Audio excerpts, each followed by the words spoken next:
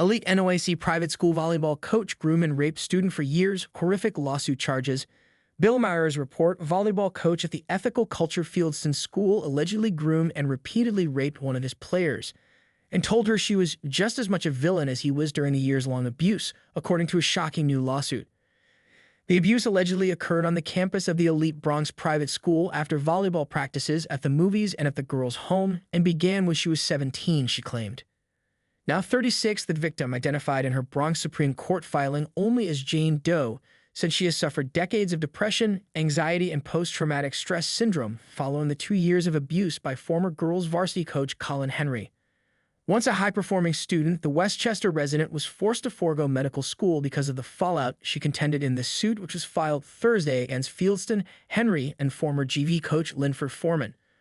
A former Jamaican national volleyball team player in the 1990s, Henry, 55, was lauded for building a championship-winning program, but regularly crossed boundaries and made sexually inappropriate comments or acted flirtatiously with his players, the victim said in court papers. The coach allegedly sent the girl sexual messages beginning in 2004, drove her to off-season practices for a club team in Queens, and spent the long car rides deliberately eroding the boundaries between coach and student with his sexual jokes and personal stories, according to the suit.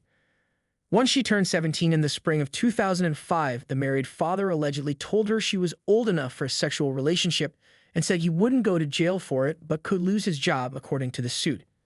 After a summer of grooming the victim to foster emotional dependence, encourage obedience, and establish his expectation for sexual contact with her, the abuse became physical in the fall when Henry kissed her after a practice that made her the team captain, she said in the legal filing.